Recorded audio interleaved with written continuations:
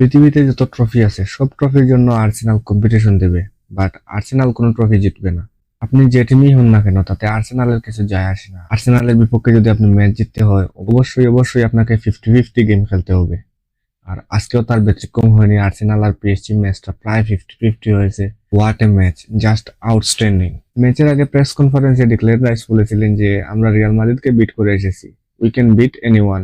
Statement দেওয়ার কয়েক ঘন্টা পরেই পিএসজি তাদের গোলের মাঠে তাদেরকে 1-0 গোলে হারিয়ে দিয়েছে। জাস্ট যখন ম্যাচটা শুরু হয়, ওসমান ডেম্বেলে 4 মিনিটে কিন্তু পিএসজি কে লিড এনে নেন। আর এটাই হচ্ছে সেমিফাইনালের লেগ ওয়ানের একমাত্র গোল।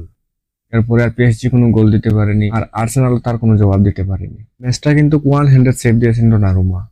বাই ওয়ার্ল্ড ক্লাস গোলকিপিং ডোনারুমার কাছ থেকে আজ আমরা দেখেছি। He just deny Arsenal. Arsenal প্রায় 10টা শুট করেছে অন টার্গেটে, আর ডোনারুমা সবগুলাই ডেনাই করে দিয়েছেন। আজকে যদি প্যারিসের গোলবারের নিচে ডোনারুমা না হয়ে অন্য কোনো গোলকিপার হতেন, তাহলে পিএসজি আজকে অ্যাটলিস্ট 4টা গোল কনসিড করতো।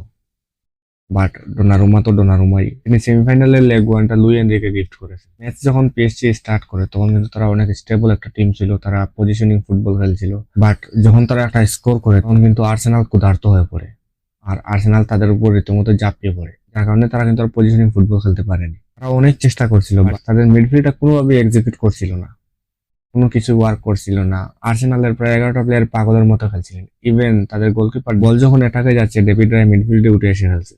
ম্যাচে কিন্তু আর্সেনালের চেষ্টার কোনো কমতি ছিল না। তারা অনেক চান্স পেয়েছে, তারা অনেকগুলো চান্স ক্রিয়েট করেছে, বাট ডোনারুমার কারণে তারা কোনোভাবেই তারা স্কোর করতে পারেনি, যার কারণে তারা তাদের গোলের মাঠে ম্যাচটা ডিফিট করতে হলো। রিয়াল মাদ্রিদের সাথে আর্সেনাল কিন্তু 2 লিগই ইজিলি জিতেছিল। সেমিফাইনালের লেগ ওয়ানে দেখেছি যে আমরা তারা খুব বেশি একটা স্ট্রাগল করতেছে। রিয়াল মাদ্রিদের মিডফিল্ড কিন্তু তেমন একটা শক্তপোক্ত না। রিয়াল মাদ্রিদ ম্যাচের মিডফিল্ডে তাদের প্ল্যানগুলো প্রপারলি ভাবে এক্সিকিউট করতে পেরেছিল, যার কারণে তারা রিয়াল মাদ্রিদের সাথে ইজিলি ম্যাচগুলো উইন করেছে। আর আপনি পিএসজির বিপক্ষে ম্যাচ খেলতেছেন, অবশ্যই আপনাকে মিডফিল্ডে ব্যাটেল করতে হবে। বর্তমান বিশ্বের সবচেয়ে সেরা মিডফিল্ডার কিন্তু রয়েছে লুইস এনরিকের হাতে। জোয়াও গোমেজ, ভিতিনিয়া এবং ফাবিয়ান রুইজ, এরা কিন্তু লিটারালি মনস্টার মিডফিল্ড। তারা আপনাকে কোনোভাবে মিডফিল্ডে আপনার প্ল্যান এক্সিকিউট করতে দেবেন না। হয়তো তারা বেশি সময় পজিশনিং করতে পারেনি, কিন্তু তারা আর্সেনালের প্রতিটি প্ল্যান, প্রতিটি অ্যাটাক তারা ডিসএগ্রি করে দিয়েছে।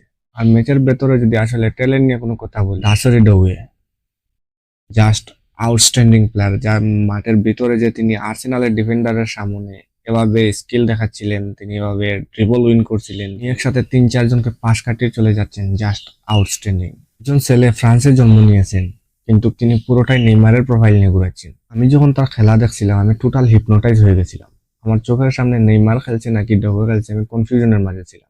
প্রপার যদি বলেন নেইমারের চিপ কপি, তাহলে এটা এই প্যারিসের রাজপুত্র। ভাই আউটস্ট্যান্ডিং ট্যালেন্ট। আমি তাকে নিয়ে যতই কথা বলবো ততই কম হবে। আর্সেনালের পক্ষে মিকেল মেরিনো কিন্তু একটা স্কোর করছিলেন, যেটা অফসাইডের কারণে বাতিল হয়। 84 মিনিটে কিন্তু বারকোলা একটা সহজ চান্স মিস করে, আবার 85 মিনিটে কিন্তু আবার গনজালো রামোস আর একটা সহজ চান্স মিস করে, যেটা 1v1 ছিল গোলকিপারের সাথে। লেগ ওয়ান তো জিতেছে পিএসজি 1-0 গোলে আর্সেনালের ঘরের মাঠে। লেগ টু আমরা দেখতে পাবো পিএসজি এর ঘরের মাঠে। আমরা জানি না সেখানে গিয়ে কি আর্সেনাল তাদের প্রপার যে প্ল্যান আছে সেটা এক্সিকিউট করতে পারবে, কারণ প্যারিসের দর্শক আরো বেশি ভয়ানক। এখানে কিন্তু প্যারিসের সব দর্শক আসতে পারেনি, এবারে কিন্তু আর্সেনালের ফ্যান ছিল, আর আর্সেনালের ফ্যান আজকে ম্যাচটা ছিনিয়ে নিতে পারেনি।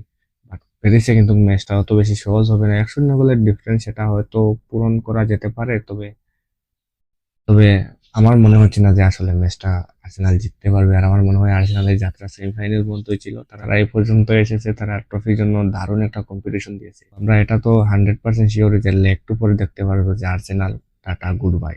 সো এই পর্যন্তই ছিল আর্সেনাল এবং পিএসজি ম্যাচ নিয়ে।